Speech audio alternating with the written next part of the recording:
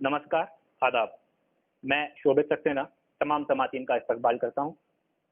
आज हमारे साथ जो शख्सियत मौजूद हैं, वो न तो किसी तारुफ के मोहताज हैं और न ही मैं इस काबिल हूँ कि वो अल्फाज जमा कर सकूँ कि जो आपकी अजमत को बयान कर सकें। जब कोई नातजुर्बेकार तालिब इल्म मेडिकल कॉलेज में अपने पहले इक़दाम रखता है, तो वो एक रहनुमा की ज़रूरत महसूस करता है, जो इस अनजान रहगुज़र में उसकी सरपरस्ती करे। हमारे साथ जो शख्सियत मौजूद हैं, उनकी सरपरस्ती में हज़ारों मेडिकल तलबा ने अपने तालीमी सफ़र का आगाज़ किया और मेडिकल साइंस के इस वसी समंदर से मुतारिफ हुए। गौरतलब है कि आप न सिर्फ एक मशहूर और मारूफ एनाटमिस्ट और एक मकबूल उस्ताद रहे, बल्कि एक बेहद कामयाब मुसन्निफ भी रहे। JNMC से मेडिकल की पढ़ाई करने वाले किसी तालिब इल्म ने आपकी किताबों का मुताला न किया हो, ये मुमकिन ही नहीं। आपके दर्जनों तहकीकी मकाले मुल्क और दुनिया के तमाम जरीदों में शाया हुए। आपकी निगरानी में कई पोस्ट ग्रेजुएट तलबा ने अपने मकाले मुकम्मल किए। हमारे साथ मौजूद हैं अपने शागिर्दों से बेपनाह मोहब्बत रखने वाले और हमेशा उनके लिए दस्तयाब रहने वाले प्रोफेसर नफीस अहमद फारूकी साहब। मैं अपनी और IMA MSN अलीगढ़ की जानिब से आपका शुक्रिया अदा करता हूँ कि आपने इतनी मसरूफियत के बावजूद हमारे लिए वक्त निकाला। आदाब सर। सर, सबसे पहले तो हम ये जानना चाहेंगे कि आपकी पैदाइश कहाँ हुई और कहाँ पर आपने अपनी शुरुआती तालीम हासिल की। एक्चुअली मैं ईस्ट यूपी में एक शहर है गाजीपुर। जी सर। वहाँ पे मैं पैदा हुआ और अपनी तालीम ये कह लो कि पहली क्लास से ग्रेजुएशन तक BSc तक मैं वहीं रहा। अच्छा। उसके बाद BSc करने के बाद 72 में मैंने कंपटीशन दिया था। उसके बाद यहाँ पे कम्पीट करके मेडिकल कॉलेज में उसी साल 72 में ही दाखिला लिया। अच्छा सर। 1972 में। जी सर। तो हमको बताएं कि उस दौर में जब आपके साथियों ने मुख्तलिफ पेशों में जाने का मन बनाया होगा, तब आपके मेडिकल साइंस की तरफ माइल होने की क्या वजह रही होगी? नहीं, मुझे बहुत शौक था। मेरे वालिदैन भी, उनका भी था कि हमारा एक बच्चा डॉक्टर हो, और मुझे खुद भी शौक था कि ये पेशा बहुत ही कारआमद और बहुत ही यूजफुल पेशा है। इसमें जो है आप मतलब जी भर के जो है इंसानियत की खिदमत कर सकते हैं और बहुत ही मतलब ये कि कहते हैं ना कि बस खिदमत के जज्बे से बस मैं शुरू से ही मेरे में एक तबीयत में हमेशा रही है कि मैं इंसानों के काम आऊँ, और वो चाहे एज ए टीचर स्टूडेंट्स के या फिर एज ए डॉक्टर पेशेंट्स के।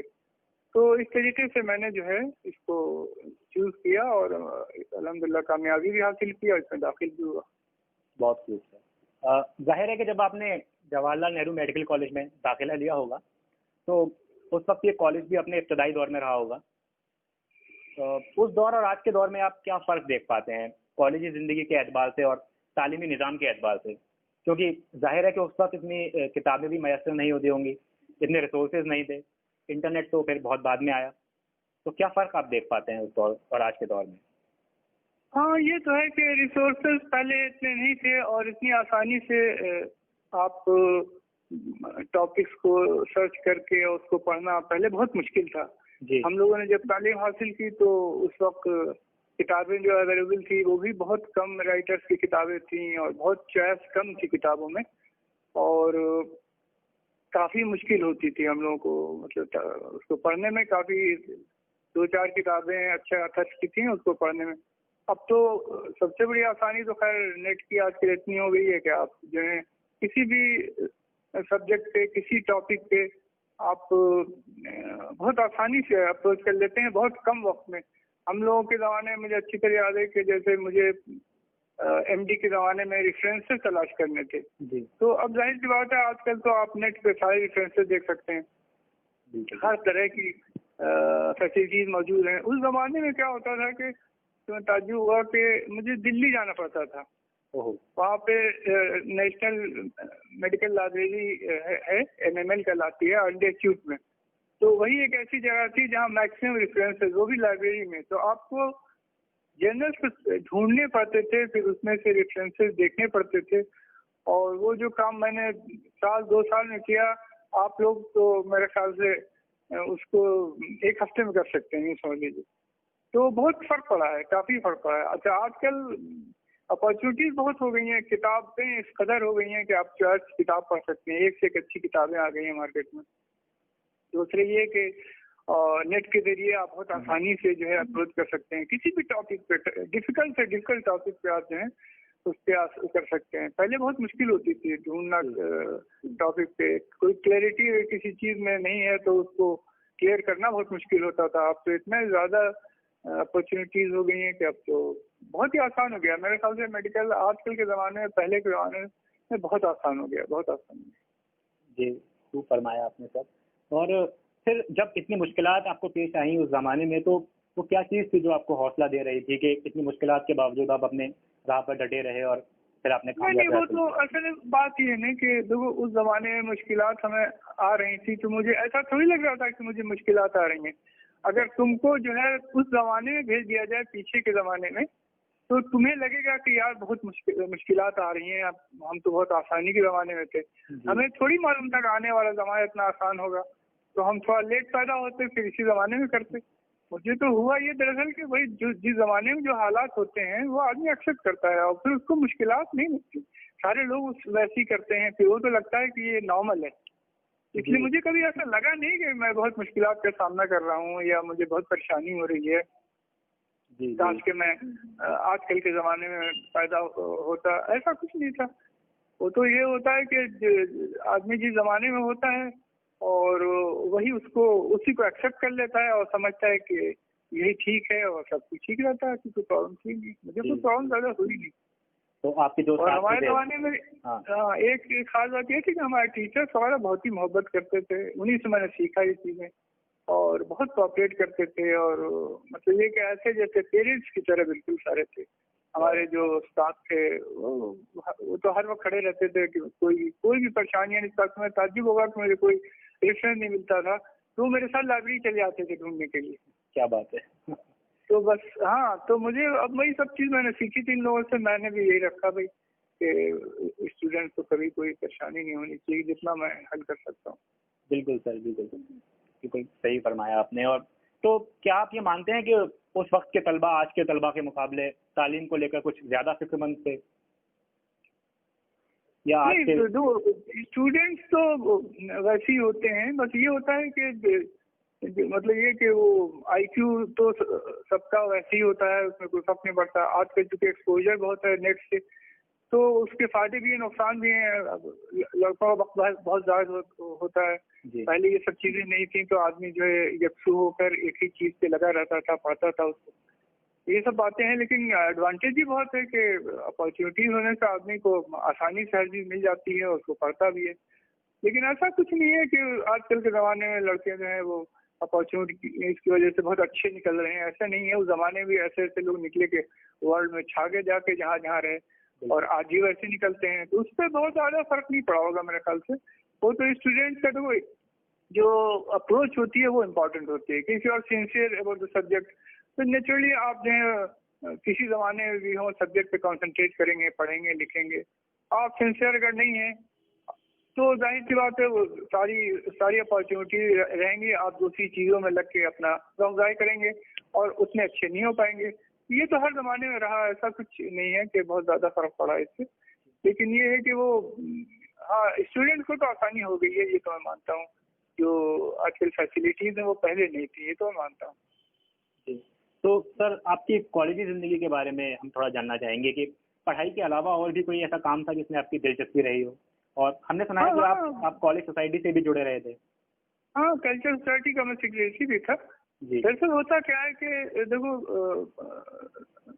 पर्सनालिटी डेवलपमेंट जो होता है उसमें सिर्फ सब्जेक्ट नहीं होता है नहीं, ब्रेन हम लोग मतलब चूंकि पढ़ाते हैं स्टूडेंट्स को, तो उसमें हर तरह के फंक्शन का मतलब ये कि एरिया होता है और उसमें प्रेजेंटेशन होता है, मैथमेटिकल ब्रेन होता है और बहुत से म्यूजिकल ब्रेन होता है, बहुत सी चीजें होती हैं उसके अंदर। और तो अगर ओवरऑल आपको डेवलपमेंट करना है अपने बॉडी का और ब्रेन का, तो आपको एक्स्ट्रा करिकुलर एक्टिविटी भी बहुत जरूरी होती है। और उससे जो है कहते हैं ना कि हेल्थ की डेफिनेशन आप तो हर जाहिर सी बात है क्लिनिशियन है आप होंगे, तो आपको तो एचपीएम में पढ़ा होगा आपने कि हेल्थ इज डिफाइंड एज, कहते हैं ना, physical, mental, social and spiritual wellbeing. तो मेंटल वेलबींग क्या चीज होती है और फिजिकल वेलबींग क्या चीज होती है? अगर आप बैठ के 24 घंटा पढ़ते रहे तो आप डिसीज हो जाएंगे, है नहीं? तो अगर आप बीमार हो जाएंगे तो आपके मेंटल डेवलपमेंट ही नहीं होगा, आपका फिजिकल डेवलपमेंट ही नहीं होगा, तो आप सारी दुनिया की किताब पढ़ के काबिल भी हो जाएंगे तो आप किस काम के होंगे? आप किसी यूजफुल, आपको यूजफुल ही तो होना है सोसाइटी के लिए, आपको मजबूत होना है, स्ट्रांग होना है, you have to face the society, you have to run here and there, आपको बहुत अलर्ट रहना है, ब्रेन भी अलर्ट रहना है। इसके लिए जो ओवरऑल डेवलपमेंट बहुत जरूरी है, हर चीज का डेवलपमेंट, पूरे बॉडी का, ब्रेन का और हर चीज का डेवलपमेंट। अब वो होता है यूज करने से। आप ब्रेन यूज करेंगे, जिस फील्ड को यूज करेंगे ब्रेन के, वो फील्ड डेवलप होगा, पूरा ब्रेन डेवलप होगा।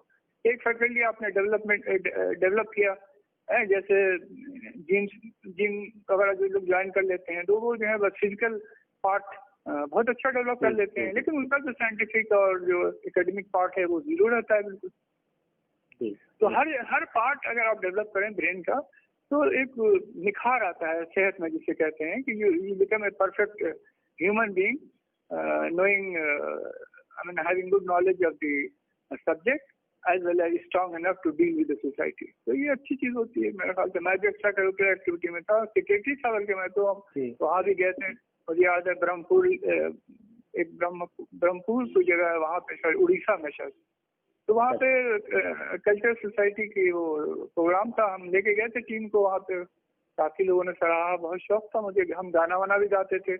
लेकिन मैंने मैंने क्या हुआ कि जब मैं टीचर हुआ तो मुझे ऐसा आई फेल्ट लाइक दैट कि student should be given opportunity to sing the song, और ये उनकी स्टेज है, एज है, और वो उनको उनका डेवलपमेंट हमें करना है, ना कि अब मैं गाना गा के अपने को डेवलप करूँ। इसीलिए पूरे अपने टेन्योर में you will be surprised to know कि when I join as a demonstrator in 79, I stopped singing song in public। Students के बीच में गाना मैंने बिल्कुल छोड़ दिया था। और मैंने जो पहली बार लोगों के बीच में गाया वो आफ्टर रिटायरमेंट, यानी 79, I mean I retired in, इसे कहते हैं ना कि 19 में आई रिटायर्ड। तो 19 का जो प्रोग्राम हुआ था हमारे कॉलेज डे का अक्टूबर में, तो उसमें मैंने गाना गाया और ये मैंने डिक्लेयर किया कि now I am not a teacher, I am a simply, कहते हैं कि layman, and I am singing song with my colleagues. इस तरीके से ये मैंने बताया था कि मैं पहले गाया करता था, मैंने ये डिक्लेयर किया था। लेकिन मैंने पूरी लाइफ नहीं गाया, क्योंकि मुझे ऐसा लगता था कि स्टूडेंट्स में they want to sing song, they want to develop, इस तरीके से। तो मैंने उनके लिए वो फील्ड छोड़ दी बिल्कुल। हमने कहा नहीं, let them sing the song and develop themselves. जी सर, आपकी शख्सियत के इस पहलू से तो बिल्कुल अनजान थे हम, किसी को मालूम ही नहीं होगा कि आपको एक्स्ट्रा करिकुलर एक्टिविटीज में इतनी दिलचस्पी रही होगी किसी जमाने में। ये शायद मुझे जब मैं टीचर हुआ तो मुझे ये था कि I should devote my self in teaching. वो स्टूडेंट्स के लिए ज्यादा भलाई उसमें की वजह से कि हम गाना गाते और डांस करते और फिर स्टूडेंट से ताल्लुक, टीचिंग वाला जो है पार्ट वो मेरा ज्यादा इम्पोर्टेंट था। देन तो मैं उस पर ज्यादा कॉन्सेंट्रेट किया। मैंने सारी जिंदगी जो है टीचिंग और किताब लिखना, और फिर मैंने जो एक जज्बा था कि लड़कों के लिए मैं यूजफुल हूँ वो अच्छी तरह से, और फिर एक अच्छा डॉक्टर बने मेरी तवज्जो से, ये मेरा एक जज्बा हो गया। तो मैंने गाने को बिल्कुल उसको बाला कर दिया। तो सर, आपको एक मुसन्निफ के तौर पर भी बहुत मकबूलियत हासिल हुई, तो अंडर ग्रेजुएट तलबा के लिए किताबें लिखने का ख्याल आपको कैसे आया, और किन लोगों ने आपकी हौसला अफजाई की इस काम में? क्या मुश्किलात आपको? मेरे इत्तेफाक से मेरी किस्मत थी, मैं तो यही कहूँगा कि मेरे जो टीचर्स थे है नहीं, जो सीनियर टीचर जिन लोगों ने मुझे पढ़ाया जी है, उसमें जो सबसे प्रोमिनेंट नाम है बताऊं मैं तुम्हें, जिनसे मैं बहुत मुतासिर हुआ था। जी जैसे मेहदी हसन साहब तो मेरे काफी उस्ताद भी थे पढ़ाने में, और एनआरटी के ही थे, और हमारे एमडी के सुपरवाइजर भी थे, और फिर एज ए सीनियर कलीग भी है, काफी दिन तक मेरे साथ रहे। उनका तो था। उसके अलावा मेरे बहुत से टीचर थे जिनसे मैं बहुत मुतासिर था। उनकी टीचिंग से इतना मुतासिर था, जैसे मैं बताऊं तुम्हें, एक मिश्रा जी थे, तुम शायद नहीं जानते होगे उनको। वो फिजियोलॉजी में थे। गोगी साहब ऑप्थेल्मोलॉजी में थे। तुम तो खैर उनको जानते होगे, तुमको रिटायर हुए थे, उनका बेटा ही था। जी जी सर। तो हाँ, तो वो ऑप्थेल्मोलॉजी पढ़ाते थे। उसके बाद बहुत ऐसे टीचर थे जिनकी टीचिंग से मैं बहुत मुतासिर था। तो मैंने उससे आइडिया लिया कि अगर ये सब जो जिस मेथड से, जिस तरीके से, जैसे हमारे गोगी साहब, मुझे याद है अच्छी तरीके से कि वो जब क्लास लेते थे, या मिश्रा जी, तो ये क्लास में मुश्किल से 45 मिनट क्लास लेते थे, कभी उन्होंने 1 घंटे क्लास नहीं लिया। अच्छा। और उसके बाद जो वर्ड्स बोलते थे वो सारा बोर्ड पे लिख देते थे, मैं उसको नोट कर लेता था, और उससे रिलेटेड डायग्राम बना देते थे, और बिल्कुल minimum sufficient complete and minimum information देते थे। ऐसा नहीं है कि आप पूरे 1 घंटे पढ़ा दिया, आपकी समझ ही में नहीं आया कि उन्होंने क्या पढ़ाया। और फिर 45 मिनट तक आदमी टायर्ड भी नहीं होता। मतलब ये 1 घंटा कंटिन्यूसली क्लास हो तो 45 मिनट ज्यादा कभी उन्होंने क्लास होंगी, और उसके बाद तो चले आते थे। मेरे जहन में हमेशा ये चीज थी कि क्यों ना लड़कों को एक ऐसी चीज दी जाए किताब की शक्ल में, जिसमें जो है इंफॉर्मेशन बिल्कुल मिनिमम हो, not to overburden the student, क्योंकि लड़का इतना ज्यादा कोर्स है तो ओवरबर्डन में आता है। और फिर उसको ऐसे डायग्राम दो जो आसानी से ड्रा कर सके। ये हमारे दिमाग में बहुत दिन से घूम रहा था, तो मैंने उसको जो है किताब की शक्ल दी। शुरू में तो मुझे लगा कि शायद ये मैं बेवकूफ़ी का काम कर रहा हूँ, हजारों किताबें मौजूद हैं।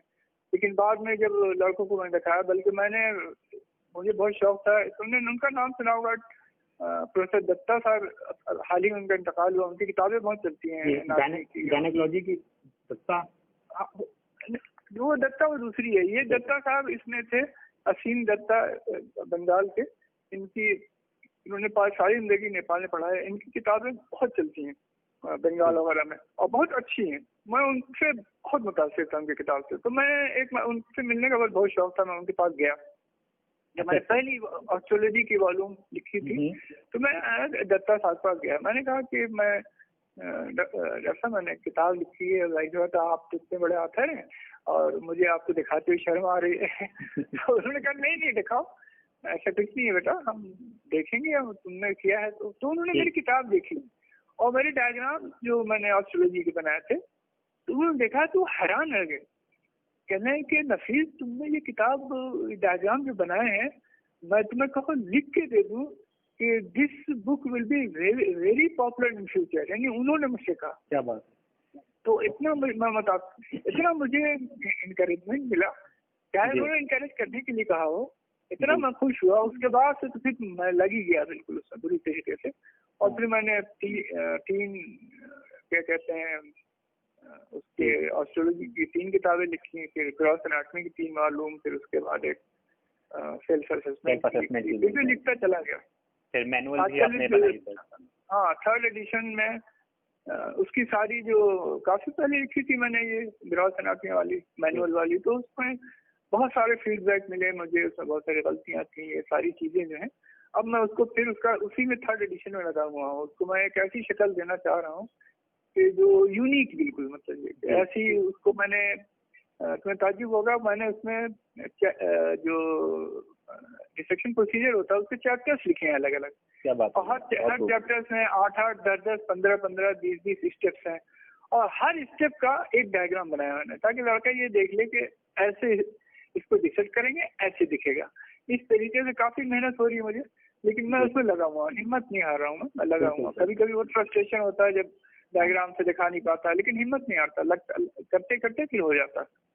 बहुत खूब। और तो दुआ करो, और वो जो आएगी तो सबसे पहले तुम्हें ला के देगी। बहुत खूब सर, बहुत शुक्रिया सर। और हजारों तलबा आपके साथ मशहूर हैं, आपने जो किताबें लिखी हैं उनसे जो मदद उनकी हो पाती है, वो शायद जो आपकी किताबें उनको दे पाती हैं, वो कोई और किताब नहीं दे पाती सर। इसी वजह से हर बस्ते में आपको ये आपकी किताब जरूर मिल जाएगी, जो भी एनाटॉमी पढ़ते हैं लोग। तो ये आपकी अजमत को दिखाता है कि हाँ, वो मेरा पर्पस जो था वो कुछ हद तक सॉल्व हो गया कि जैसे बहुत से लड़के होते हैं बहुत ज्यादा वक्त नहीं दे पाते, या बहुत से लड़के जो चाहते हैं बहुत कम वक्त में एनाटॉमी सीखने, तो उनके लिए वो बहुत अच्छी है।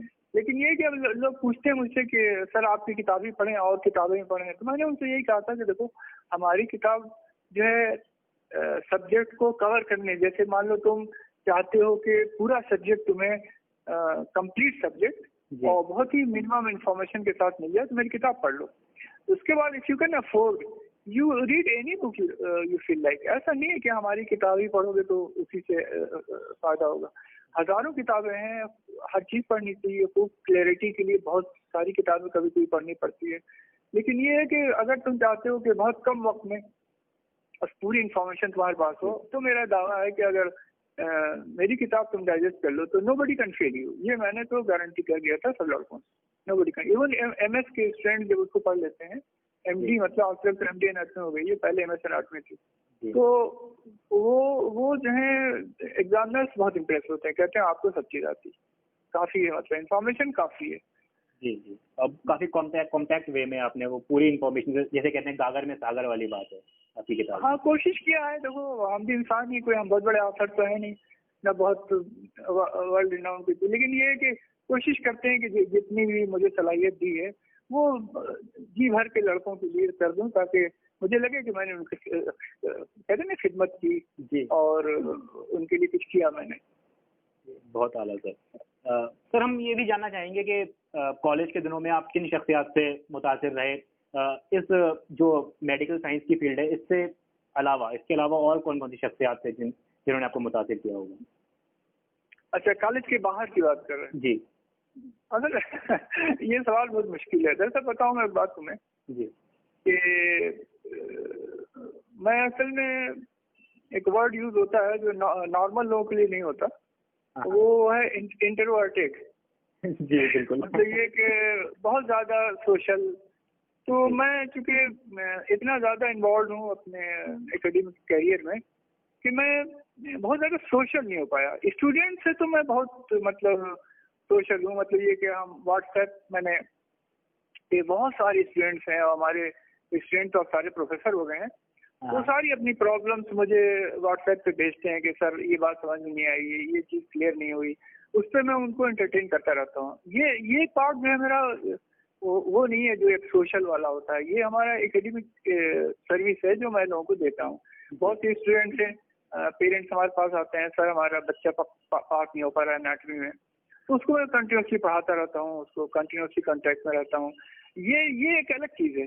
लेकिन मैं सोशल बहुत नहीं हुआ। मतलब अगर तुम कहो कि मिलना जुलना लोगों से या लोगों के साथ बैठ के चाय पीना और फिर लोगों से बातें करना, और ये मैंने नहीं किया।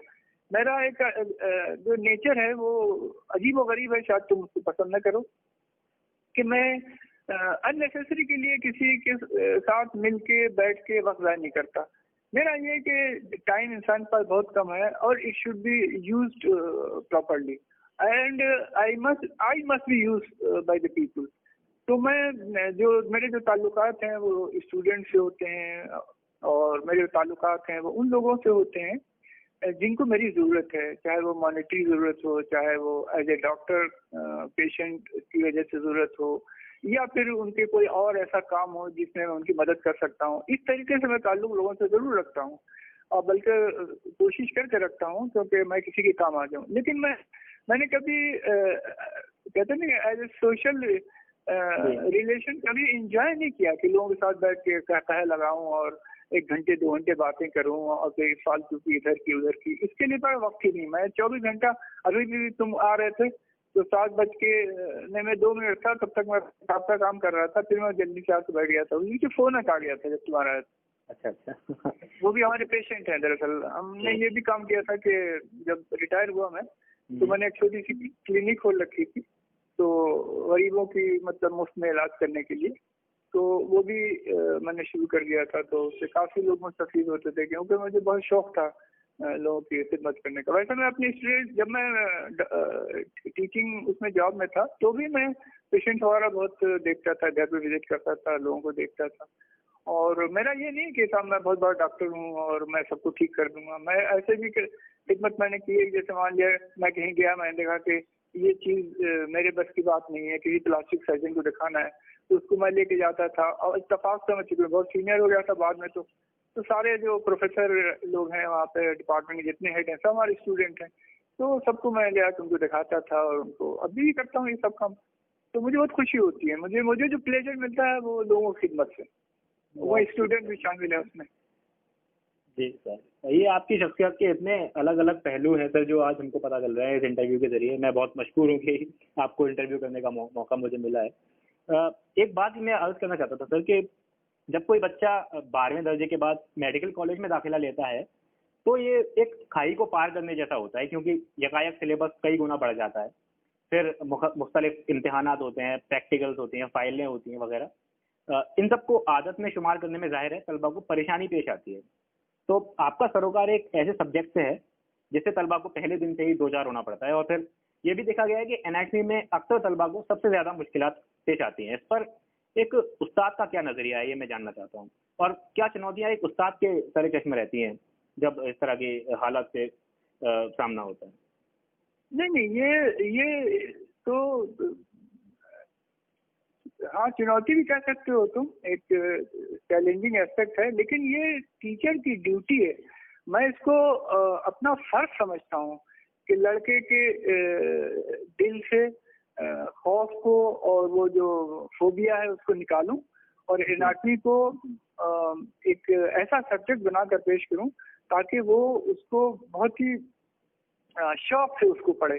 तो वो होता क्या है दरअसल, प्रॉब्लम मैं बताऊं क्या है कि एनाटमी ही से रिलेटेड बताता हूँ कि बच्चा जब भी आता है तो थोड़ा बहुत फिजियोलॉजी बायोकेमिस्ट्री से एक्सपोज होके आता है। मैंने तो देखा अच्छी खासी फिजियोलॉजी पढ़ के आता है, अच्छी खासी बायोकेमिस्ट्री पढ़ के आता है, लेकिन ह्यूमन एनाटमी का उसका बिल्कुल एक्सपोजर नहीं होता।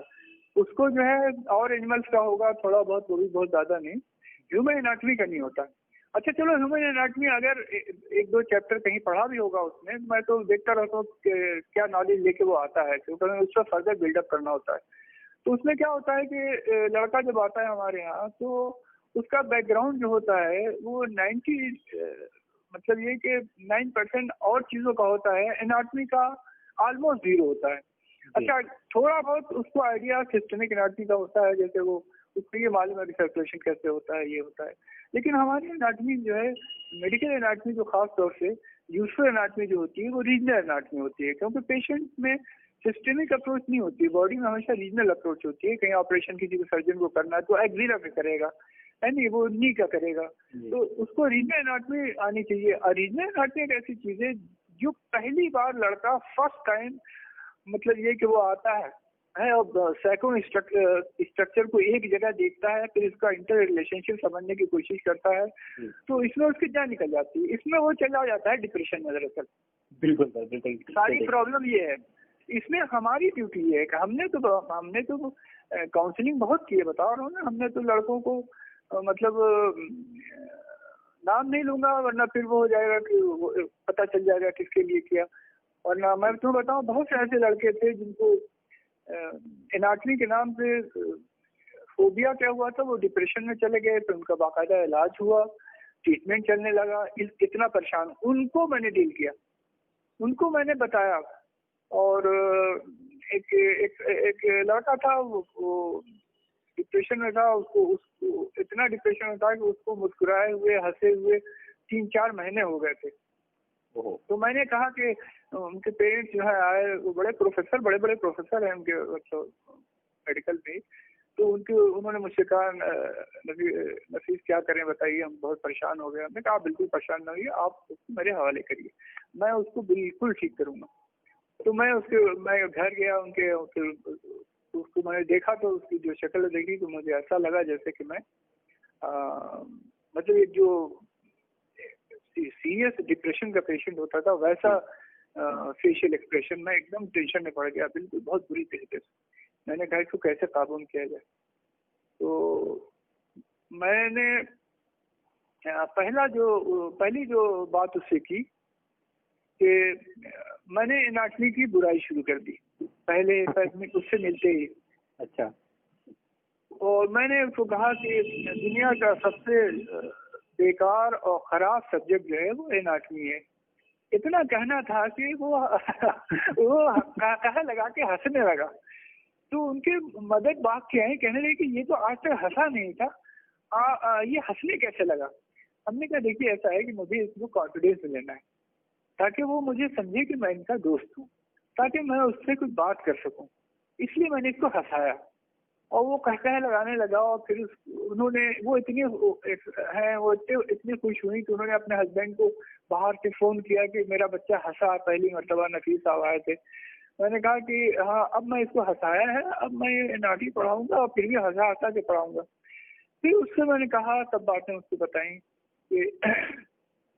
कि मुश्किल सब्जेक्ट है, बहुत ही मतलब ये कि जाहिर सी बात है डिफिकल्ट सब्जेक्ट है, लेकिन ऐसा नहीं है कि समझा नहीं जा सकता, किया नहीं जा सकता। फिर मैंने उसको तरकीबें बताई, देखो इसको ऐसे करो वैसे करो तो ये क्या हो जाएगा, ऐसे हो जाएगा वैसे हो जाएगा। He started developing anatomy and he pass anatomy on his own. मैंने किसी से नहीं कहा, किसी से कोई वो नहीं कहा, और वो पास हो गया। और एनाटमी भी किया, फिजियोलॉजी भी किया और काफी आगे निकल गया। तो मतलब कहने का ये कि ये ड्यूटी जो है ये टीचर की ये नहीं है कि वो मॉरल रिस्पॉन्सिबिलिटी है, ये भी नहीं है, ये उसकी ड्यूटी है। हर टीचर की ये ड्यूटी है कि हर स्टूडेंट को वो ये जानने की कोशिश करे कि ऐसा तो नहीं, क्योंकि होता ये कि वो इतना डरा डरा रहता है कि वो टीचर के करीब नहीं हो पाता, अपनी तकलीफ को बयान नहीं कर पाता, वो उसे कह नहीं पाता कि सर हमें ये परेशानी हो रही है। और एक और बड़ी खराबी है हमारे मेडिकल कॉलेज में, अब मैं बुराई करते हैं कि है जो मतलब कि होना नहीं चाहिए कि टीचर्स जो है लड़कों को रोब में रखने के लिए उनके करीब नहीं होते। ये एक अजीब और गरीब बात है जो कि नहीं होनी चाहिए। हमारे ये है कि लड़कों के जब तक आप करीब नहीं होंगे, उनसे आप फ्रैंक नहीं होंगे, उनसे आप मिलेंगे नहीं, तो वो अपना तकलीफ कैसे बयान करेगा। अब लड़का डरा डरा सहमा रहता है, वक्त गुजर जाता है और इतना ज्यादा बर्डन हो जाता है कि डर जाता है। अगर शुरू से ही स्टूडेंट्स के करीब हो जाए, उसके बाद उसको कॉन्फिडेंस में ले ले, फिर उसकी तकलीफ को सुने और उसी वक्त उसको दूर कर दे, तो कोई प्रॉब्लम होने का सवाल नहीं पैदा होता। ये नाटक कोई ऐसा सब्जेक्ट थोड़ी है कि साहब महाराज जी हर चीज जो है बिल्कुल साइंटिफिकली जो है, ऐसा नहीं है कि बिल्कुल हवा में है, हर चीज बिल्कुल साफ साफ है, क्लियर है। तो उसको ऐसा नहीं है कि हम उसको बयान नहीं कर सकते, उसको बता नहीं सकते, लड़के को समझा नहीं सकते, उसका बस थोड़ी मेहनत होती है, वक्त देना पड़ता है। लेकिन मैं इसको ड्यूटी समझ के करता हूँ। मेरा ये कि मुझे पता चला जाए कि फलाना लड़का जो है परेशान है और उसको जो है मेरी जरूरत है, तो मैं उसको जब तक वो उसकी जरूरत दूर नहीं हो जाती मैं चैन से नहीं बैठता। आवाज आ रही है? जी सर बिल्कुल। जी सर सुन रहा हूँ सर। आवाज आ रही है? जी बिल्कुल। तो चैन से नहीं बैठता। और जब बिल्कुल अच्छा ये भी नहीं है कि साहब उसकी आपने मदद कर दी और सारी जिंदगी साहब उससे सलाम करवा रहे हैं, अपने को उससे मिल रहे हैं। मेरा एक अजीब गरीब तरीका है मेरा ये कि जब वो अपने पर्पज में मैं कामयाब हो जाता हूँ और उसको देखता हूँ कि अब ये निकल गया, तो फिर उससे कोई ताल्लुक नहीं रखता, फिर उसको फ्री कर देता हूँ, अपना आगे देखो जाके प्रॉब्लम होगी तो बताना, और फिर उन लड़कों में लग जाता हूँ जिनको मेरी जरूरत।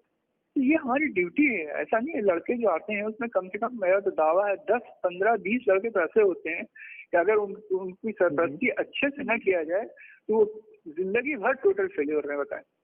लेकिन ये कि हमारे यहाँ ऐसा कल्चर नहीं है, यहाँ पे हमारे काउंसलिंग नहीं होती। कागज से तो सब होता है कि सब मेंटर भी हैं और काउंसलर भी हैं, सब कुछ होता है, लेकिन किसी के पास टाइम ही नहीं है, सब अपने अपने बिजी रहते हैं, जो ड्यूटी है वो नहीं करते।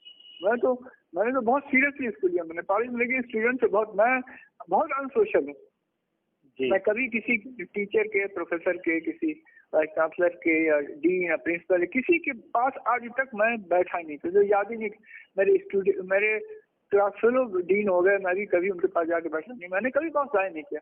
मैंने कहा कि मेरी जरूरत मेरे स्टूडेंट्स को है, तो मुझे उनको वक्त देना है और उनके लिए मुझे डिवोट करना है। और अगर एक लड़के को भी मैंने कहते हैं ना कि भंवर से निकाल दिया जिसे कहते हैं, मुसीबत से बचा लिया और उसको में कॉन्फिडेंस मैंने इन्फ्यूज कर दिया, तो मैं समझता हूँ कि I am the most successful person. ये समझ के मैं सारा काम मैंने ड्यूटी और उसको ड्यूटी समझ के करता हूँ।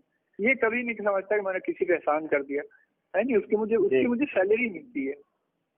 सैलरी सिर्फ टीचिंग की नहीं मिलती, टीचर को जो सैलरी मिलती है वो टीचिंग के लिए नहीं मिलती। टीचिंग तो 1 घंटे की होती है और पूरे साल में देखो तो मुश्किल से 30-40 क्लास होती है। 24 घंटे जो है हम स्टूडेंट के टीचर होते हैं और 24 घंटे स्टूडेंट का ये मतलब हमारा फर्ज है कि स्टूडेंट की सरपरस्ती करें और उनकी परेशानी को दूर करें। 24 घंटे 24 आवर बता रहा हूँ तुम्हें। जी बिल्कुल, ये है ऐसी मैंने किया पूरी जिंदगी किया। और आज भी मेरे समझ लो कि मेरे जो स्टूडेंट्स हैं वो बड़े बड़े कॉलेज में प्रोफेसर है, डिपार्टमेंट हैं, लेकिन उनके जब परेशानी आती है स्टूडेंट्स वहाँ पे क्वेरीज करते हैं तो जैसे उनको समझ में नहीं आया, कहीं मिला भी नहीं, तो मुझसे पूछते हैं। फिर मैं उनको व्हाट्सएप पे बाकायदा उनको एक्सप्लेन करता हूँ, बताता हूँ। फिर वो जो है बहुत खुश होते हैं कि मतलब ये कि हमारी प्रॉब्लम सॉल्व हो गई। फिर वो अपने स्टूडेंट को बताते हैं जाके कि हमारे सर ने ये बताया वो बताया। तो ये हमारी हम इसको ड्यूटी समझ करते हैं। आप कहेंगे आप तो सैलरी मिल नहीं रही, आपकी ड्यूटी कैसे है? लेकिन मेरी सैलरी मुझे मिलती है, मुझे पेंशन मिलती है। हम उसको कैसे जस्टिफाई करें? मैं जो किताब लिखता हूँ ये मान के लिखता हूँ कि भाई ये किताब जो है मैं हक अदा कर रहा हूँ इस पेंशन का जो मुझे मिल रही है, जिसके लिए मैं कोई काम नहीं करता हूँ। ये स्टूडेंट की जो मदद करता हूँ, मैं पढ़ाता हूँ। एक साहब है हमारे पास, नाम नहीं बताऊंगा आपको, वो डॉक्टर है, उनका बेटा एनाटॉमी में लास्ट ईयर आए थे 1 साल पहले। तो वो दो साल से फेल हो रहा था, पास ही नहीं हो पा रहा था। फिर उसको मैंने समझो पूरे साल पढ़ाया। उसके बाद कोविड आ गया, फिर मैंने फोन पे पढ़ाना शुरू किया। उसको पढ़ाता रहा। अभी कुछ दिनों पहले उसको मैंने फ्री किया है। अब उससे कहा तुम रिवाइज करो, अभी उसको जाना है 12 में शायद उसका एग्जाम है प्रोफेशनल का, और मुझे इतना अच्छा मैंने उसको कर दिया है कि होपफुली ही विल पास। तो कितनी खुशी होती है इससे। मुझे उससे लेना देना नहीं। उनके फादर ने मुझसे कहा ये बताइए आप जितने पैसा चाहे मुझसे ले लीजिए, लाख ले लीजिए, ये ले लीजिए। मुझे कहा, मैंने कहा नहीं, मुझे सिर्फ आपकी दुआ चाहिए, और बच्चा अगर निकल गया उससे जो मुझे प्लेजर मिलेगा वो आप मुझे नहीं दे सकते। मुझे कुछ नहीं चाहिए। तो ऐसे मैं करता रहता हूँ। आज भी बहुत लोगों को पढ़ाता रहता हूँ। जब कोविड नहीं था तो क्लिनिक पे जाता था, क्लिनिक पे लोग आते थे पढ़ने के लिए, बच्चे बहुत लोगों के बच्चे आते थे पढ़ने के लिए। 1-1 घंटा सबको दे रखा था, 2-2, 3-3, 4-4 घंटे पढ़ाता था। ये तो अच्छा, ये मैं ड्यूटी समझ के करता हूँ, किसी पे एहसान नहीं करता। मुझे इसी पेशे ने मुझे इतना पैसा दिया, इतना मुझे सब कुछ दिया, तो क्या हमारा फर्ज खत्म हो गया रिटायरमेंट के बाद? ऐसा कुछ नहीं है। अभी भी हमारा वही फर्ज है जो ड्यूटी के जमाने में था। आज भी करता हूँ, मैं सबकी खिदमत करता हूँ, खूब जी भर के करता हूँ। कितनी खूबसूरत बात है सर कि खुद एक इंट्रोवर्ट होने के बावजूद और इतने ज्यादा सोशल ना होने के बावजूद आप अपने स्टूडेंट की मदद करने को अपनी जो सोसाइटी की नजर में हूँ। मतलब ये कि दरअसल यहाँ लोग ये चाहते हैं, मुझसे नाराज भी रहते हैं कि आप हमारे घर नहीं आते। हमने कहा देखिए मैं वक्त जाया नहीं करता। मेरे सोसाइटी में लाखों लोग ऐसे हैं जिनको मेरी जरूरत है। बहुत से गरीब हैं, शायद उनको पैसे की जरूरत हो, मैं जाकर उनके हाथ में पैसा देता हूँ। बहुत से लोग हैं शायद उनको खाना नहीं मिलता हो, भूखे रहते हो, मैं उनके यहाँ खाना भी पहुँचा देता हूँ। बहुत से लोग ऐसे हैं जो स्टूडेंट्स है, पढ़ाई में बेहद कमजोर है, परेशानी उनको होती है, मैं उनको पढ़ा देता हूँ। हमने कहा देखिए सोसाइटी के लिए आप अपने को वक्त करेंगे तो आपको वक्त ही नहीं मिलेगा बैठ के चाय पीने का और बातें करने का। मैंने कोई एडमिनिस्ट्रेशन का काम इसीलिए नहीं किया। मुझे जो है डीन बनाने के लिए लोग कोशिश कर रहे हैं, प्रिंसिपल बनाने के लिए, और जगह प्रोफेसर बना के बुलाने के। मैंने कहा नहीं, मेरा एक तरीका है लाइफ का, I want to be used. मैं चाहता हूँ हमारे बॉडी का एक मॉलिक्यूल हर इंसान के लिए यूज हो जाए, लोग जो है मुस्तफीद हों। मैं जितना कर सकता हूँ, मैं ऐसा नहीं हूँ कि मैं खुदा हूँ सबकी प्रॉब्लम सॉल्व कर दूंगा, लेकिन हम अगर कोशिश करें तो बहुतों की प्रॉब्लम सॉल्व कर सकते हैं, चाहे वो खाने पीने की हो, चाहे वो पेशेंट के मर्ज की हो, या स्टूडेंट्स की टीचिंग मतलब ये कि सब्जेक्ट की प्रॉब्लम हो, या हमारे जो टीचर प्रोफेसर हो गए हैं उनकी प्रॉब्लम है। ये तो सब कोई कम है, अगर उसी को आप करते हैं सारा दिन गुजर जाएगा आपका। जी बिल्कुल सर, बिल्कुल ठीक है, उससे कुछ मिलना नहीं है मुझे, लेकिन मुझे उससे एक चीज मिलती है जिसे प्लेजर कहते हैं। मुझे इतना अच्छा लगता है, मैं किसी की प्रॉब्लम सॉल्व कर देता हूँ तो मुझे ऐसा लगता है कि मैंने पूरी दुनिया जीती, ऐसा लगता है मुझे। सब बात है सर, कितनी खूबसूरत आपकी फितरत है कि दूसरों की इमदाद करके आपको खुद की फतेह हुई ऐसा एक फीलिंग होती है। बहुत खूबसूरत फितरत है सर। अच्छा सर, अब क्योंकि आप रिटायर हो चुके हैं तो हम जानना चाहेंगे कि रिटायरमेंट के बाद आपकी ज़िंदगी में क्या तब्दीलियां आई, किन कामों में आप अक्सर अपना वक्त गुजारते हैं, किस तरह अपने वक्त को आप मुनज़्ज़म करते हैं? इसके बारे में? नहीं देखो, रिटायरमेंट से पहले भी मैं जिस तरीके से मशगूल रहता था, मतलब देखो रिटायरमेंट से पहले मेरी मशगूलियत क्या थी भाई? टीचिंग तो ड्यूटी थी साल में, उसके बाद कुछ प्रैक्टिकल क्लासेस वगैरह ले लिया, ठीक है। उसके बाद 24 घंटे जो मेरे मशगूलियात थी पहले, तो भाई आज भी है।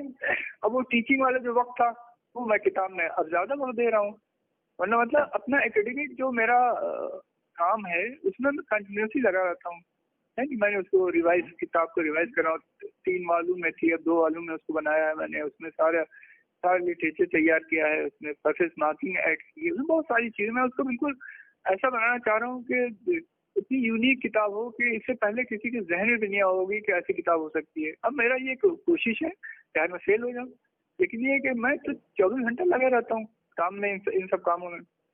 दूसरी ये कि आदमी तो कहते हैं ना, अगर तुम्हें really you are sincere about the house और घर वालों के साथ, और जो जरूरतमंद है उनके साथ आप सिंसियर हैं, तो आप 24 घंटे में आपको वक्त कहाँ मिलेगा, है नहीं? इतने मतलब ये कि समझ लो कि हम तो, मुझे तो लगता ही नहीं कि सुबह से शाम कब हो जाती, मॉर्निंग से, मतलब ये कि समझो कि, और ये जो किताब का काम है ये तो इतना बड़ा काम है कि उसको कंटिन्यूसली चलता रहता है। इस बीच में मैं और भी मतलब ये सब वो भी उसको एडजस्ट करता हूँ, जो लड़कों की टीचिंग करता हूँ उसको भी एडजस्ट करता हूँ उसी में। उसके बाद जो हमारे जो स्टूडेंट्स हैं, खासतौर से ये जो हमारे जो कुछ सीनियर स्टूडेंट पुराने हैं, जो प्रोफेसर वगैरह हो गए हैं, तो उनकी प्रॉब्लम्स बहुत आती हैं। वो लोग जो है बहुत सी चीज़ें उनको क्लियर नहीं हो पाती किताबों से, तो फिर वो मुझसे पूछते हैं, फिर उसको मैं सबको क्लियर करता हूँ। तो वो सबके लिए वक्त दे रखा है मैंने, और बहुत अच्छी तरीके से, बहुत अच्छी। मैं असल में मैं वैसा नहीं हूँ कि बिल्कुल दुनिया से मैंने ताल्लुक खत्म कर लिया है। मैंने ताल्लुक जो खत्म किया है वो उन लोगों से खत्म किया है जो वक्त ज़ाय करते हैं दूसरों का, है नहीं? मैं कभी मैं किसी बड़े आदमी के घर कभी नहीं गया।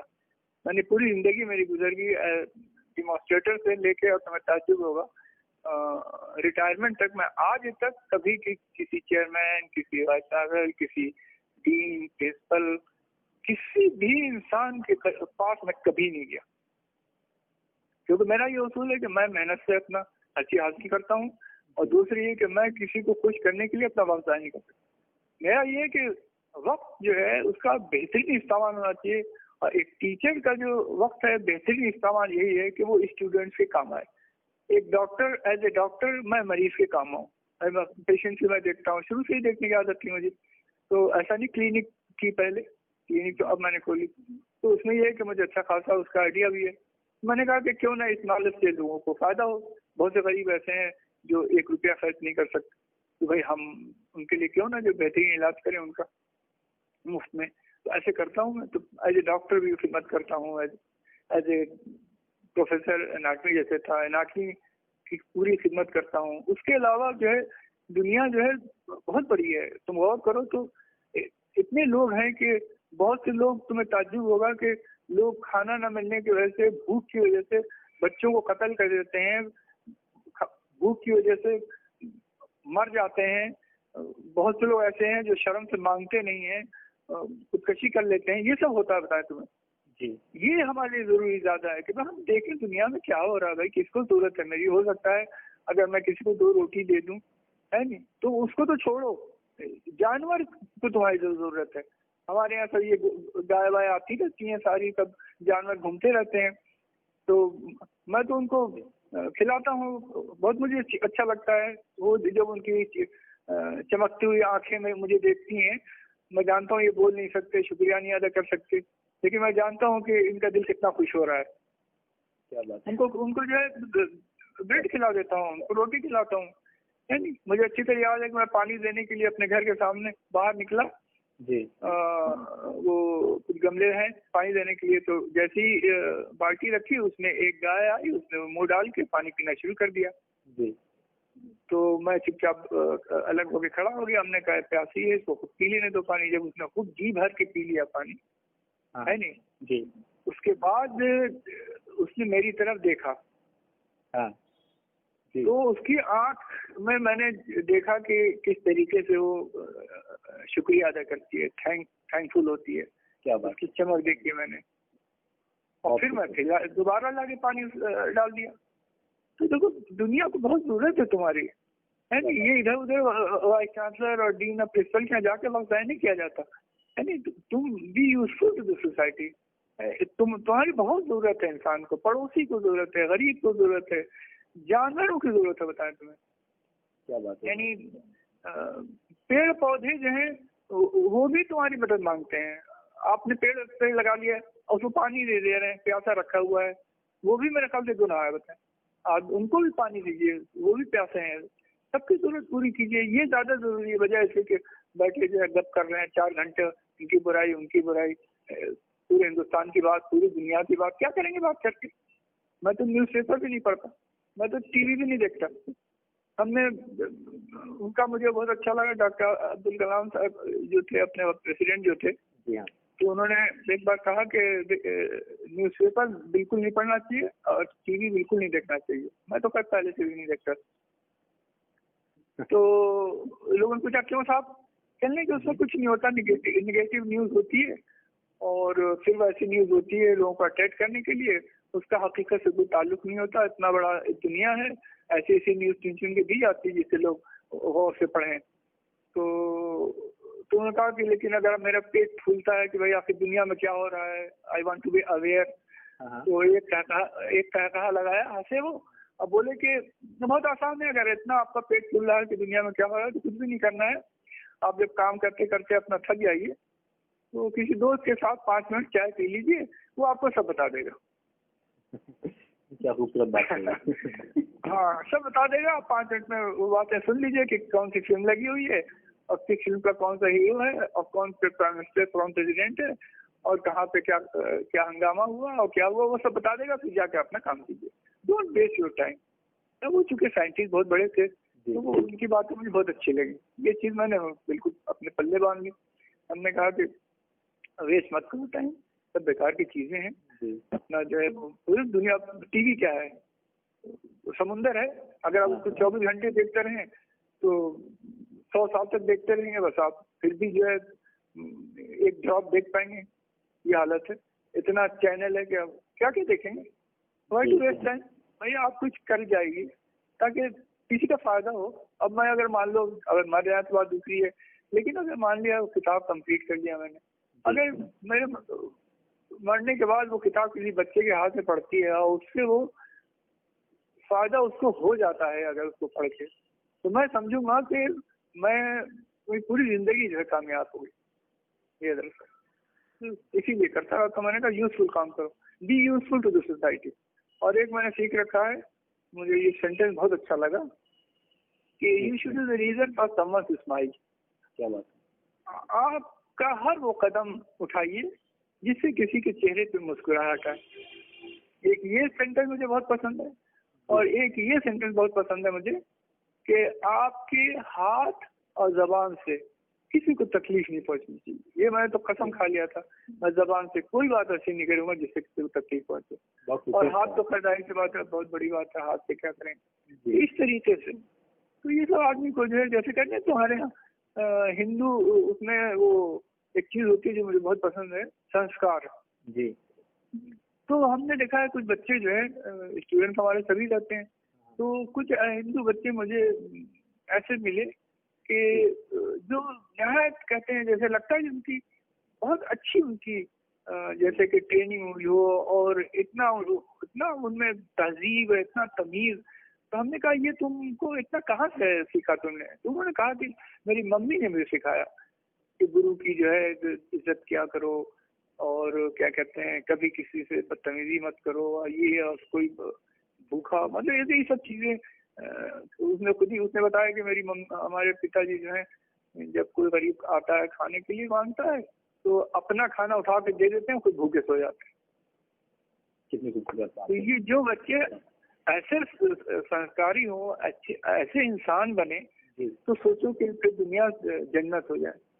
तो ये ज्यादा इम्पोर्टेंट है। बच्चे इसके बैठ के जो है बकवास कर रहे हैं, खाली इनकी बुराई उनकी बुराई और वक्त जाया कर रहे हैं बिला वजह के लिए टाइम दिया। एक चीज होता है जिसे कहते हैं कि जीना जिसे कहते हैं। जी हाँ। एक होता है वक्त गुजारना। हाँ। दोनों में फर्क है। वक्त गुजारना जो है कुत्ता भी वक्त गुजार देता है, वो भी जो है बच्चे पैदा करता है, शादी करता है, बच्चे पैदा करता है, खाता पीता है, मर जाता है। लेकिन हम लोग वैसे जिंदगी नहीं गुजारनी है। हमारे हर लम्हा जो है it should be useful to the society. Society में जो है प्लांट भी आते हैं, सोसाइटी में जानवर भी आते हैं, इंसान, पड़ोसी, स्टूडेंट सब सोसाइटी में आते हैं। आपको सबका ख्याल रखना है नहीं? बहुत आप इंसान कितना प्रेशियस है आप सोच नहीं सकते। अगर वो अपना कायदे से सोसाइटी में अपने को इस्तेमाल करवा दे तो सोसाइटी जो है जन्नत हो जाता है। क्या बात है सर, इतने आला आपके ख्यालात हैं, मेरे पास अल्फाज नहीं है किन अल्फाज में तारीफ करूं मैं। तो अगर हर सब लोग मतलब इसी तरह के ख्यालात वाले हो जाएं तो इंसानियत का सीखा है मैंने, ये भी हमें भी मिला है, ये विरासत से मिला है।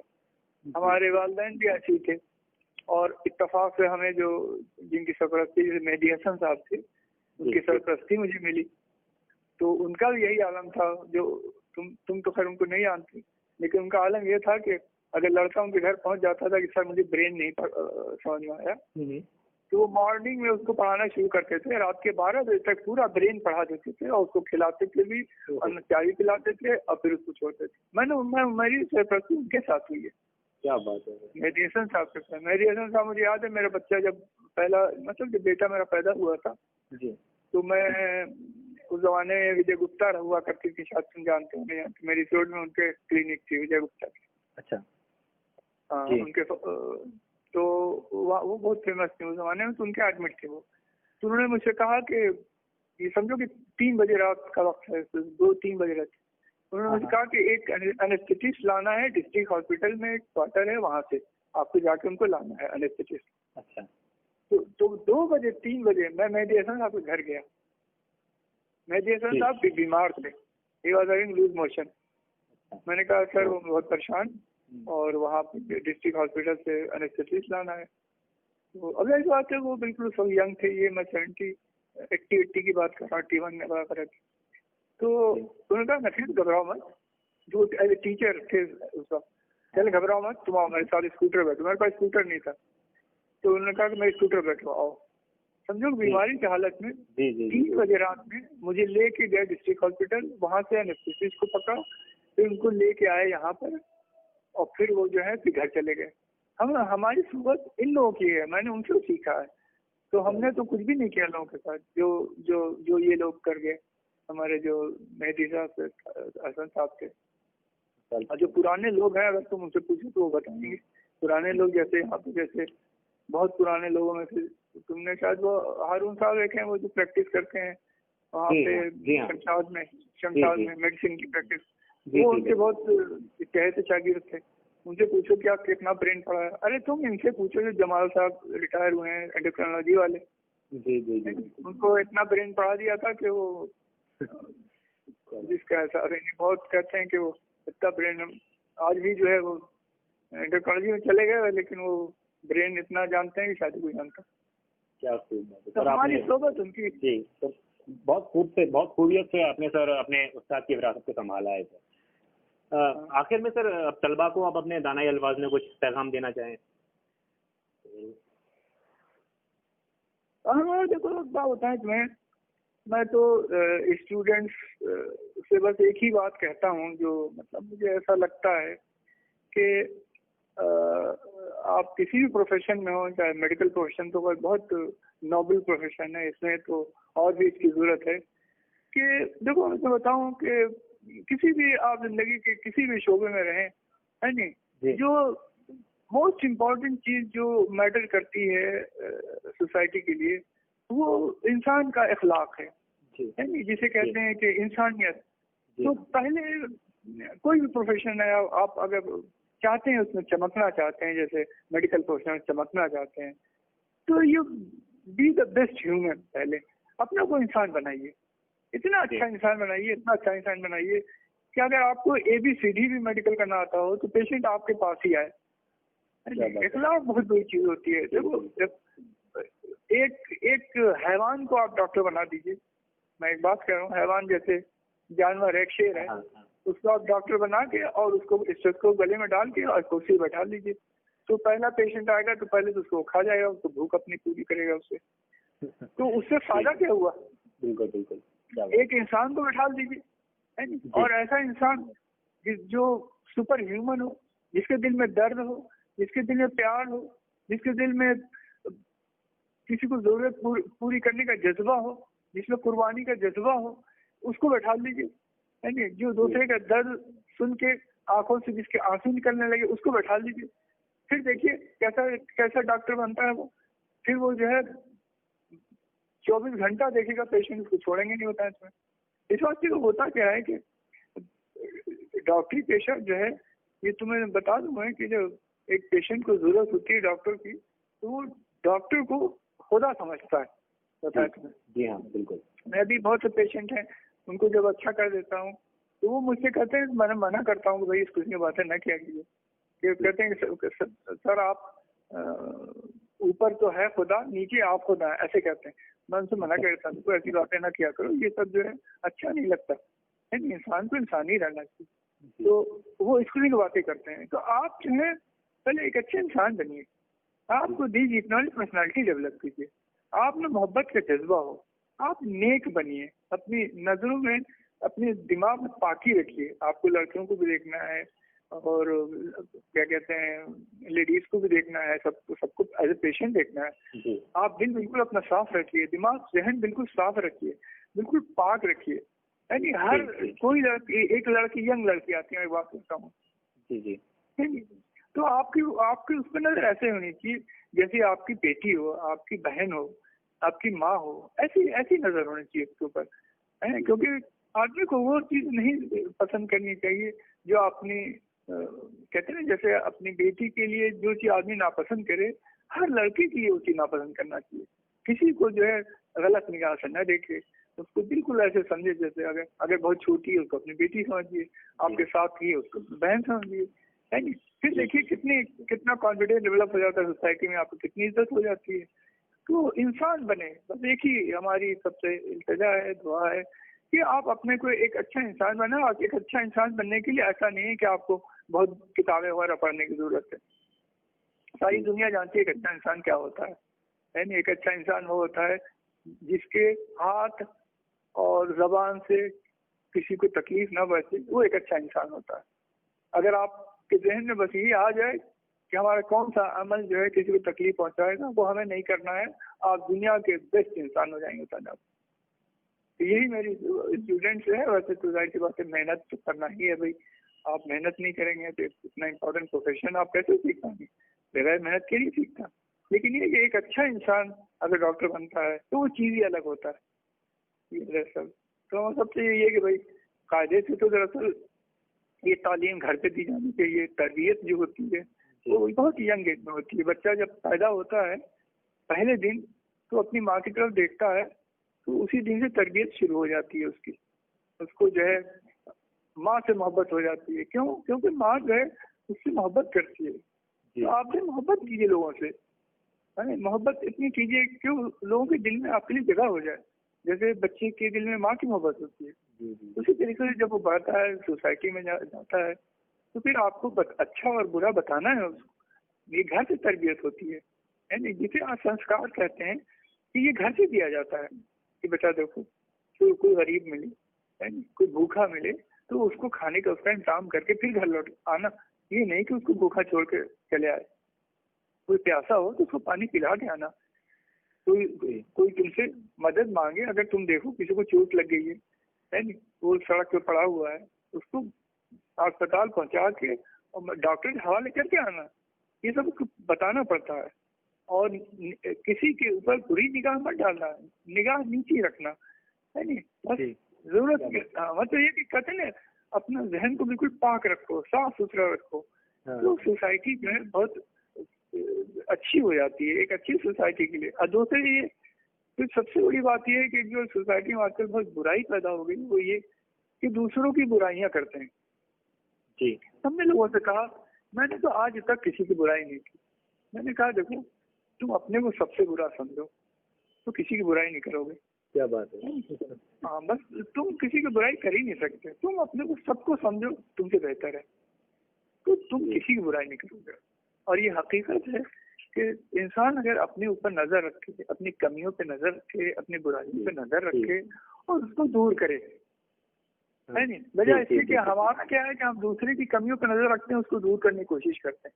तुम अपनी कमी को दूर करो, है नहीं। हिंदुस्तान के 125 करोड़ लोग अगर अपनी कमियों को दूर कर लें तो पूरा हिंदुस्तान 125 करोड़ इंसान बन जाएगा। बिल्कुल बिल्कुल ठीक है। लेकिन हम लोग दूसरे को कमियां नजर आती हैं। हमारे यहाँ तो एक बुजुर्ग थे, उन्होंने कहा कि देखो नफीस, मेरी एक हिदायत मान लो। हमने कहा बताइए। कहने के देखो, अगर किसी में कोई बुराई तुम्हें नजर आए, हाँ, तो समझ लेना ये तुम्हारे में पहले से मौजूद है। क्या बात। हमने कहा क्या मतलब? कहने हैं कि इंसान एक दूसरे का आईना होता है, जैसे कहते हैं मिरर। हाँ, और वो किसी इंसान में जो चीज देखता है वो खुद को देखता है। जी। हमने कहा सर ये इसकी मिसाल दीजिए। हमने कहा मिसाल तुम्हें देता हूँ। उन्होंने मिसाल ऐसी दी कि मैं हिल गया। उन्होंने क्या मिसाल दी? उन्होंने कहा देखो नफी, एक चोर है, हाँ, जो सारे दिन चोरी करता है। हाँ, उसके पास तुम एक से एक नेक और अच्छे लोग को खड़ा कर दो। किसी भी दुनिया में जो सबसे नेक इंसान है उसको तुम खड़ा कर दो, है नहीं। वो उसको देखेगा, जब वो चोर जब उसको देखेगा यही कहेगा ये कभी ना कभी तो चोरी जरूर करता होगा। वो कभी सोच ही नहीं सकता कि दुनिया में कोई नेक हो सकता है। क्या इसी तरीके से जो आदमी नेक होता है, बहुत नेक होता है, एकदम पाक होता है, जिसका दिमाग बिल्कुल साफ होता है, तुम उसको चोर क्या, डाकू क्या, दुनिया के बुरे से बुरे इंसान के सामने खड़ा कर दो, वो यही समझेगा ये बहुत शरीफ आदमी। देखो वो खुद को देखता है उसके अंदर। तो ये चीज मुझे बहुत पसंद आई। और दूसरों ने मुझसे कहा कि देखो कभी अपने को किसी से अच्छा मत समझना। हर इंसान को अपने से बेहतर समझना, और हर इंसान में कुछ चीजें ऐसी होती हैं जिससे तुम कुछ सीख सकते हो। और फिर उन्होंने बहुत सारी मिसालें देने शुरू की, बड़ी लंबी तकरीर किया उन्होंने। इसमें सबसे हंसी आएगी तुम्हें सुनोगे तो। इनका देखो बच्चा होता है छोटा सा, कहा उनका उससे भी सीखा करो। हमने क्या सीखी? तो बच्चे की दो चीज तो तुम अपने में दाखिल कर लो जी। हमने कहा क्या?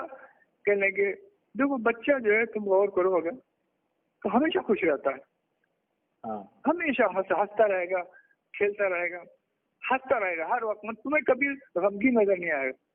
अच्छा, और दूसरे तुम देखो वो हर वक्त कुछ ना कुछ करता रहता है, कोई बच्चा तुम्हें बैठा हुआ नहीं मिलेगा। तो तुम भी जो हर वक्त खुश रहा करो और कुछ ना कुछ करते रहा करो, यानी बी एक्टिव। ऐसे नहीं कि बैठे हैं अपना टीवी देख रहे हैं, अपना अखबार पढ़ वक्त जाया कर रहे हैं। कुछ करो, और करोने का मतलब होता है प्रोडक्टिव, मतलब ये कि कंस्ट्रक्टिव वर्क।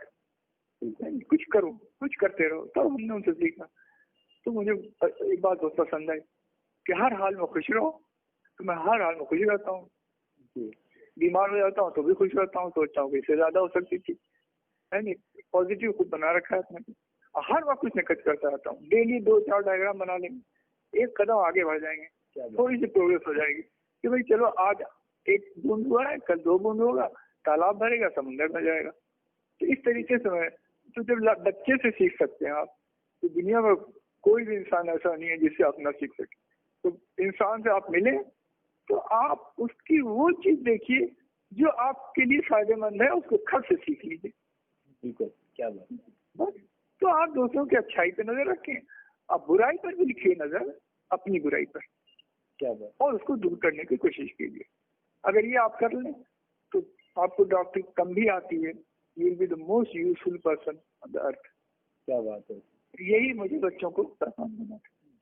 इसी बात पर सर बहादुर शाह जफर का एक शेर है, बिल्कुल आपकी इस बात से बिल्कुल मुताल्लिक के, नाती हाल की जब हमें अपनी खबर, रहे देखते औरों के ऐबो हुनर, पड़ी अपनी बुराइयों पे जो नजर, तो निगाह में कोई बुरा ना रहा। क्या बात है, बिल्कुल यही बात। तुम इसको जो है मेरे मोबाइल पे भेज देना। बिल्कुल सर, बिल्कुल भेज दूंगा।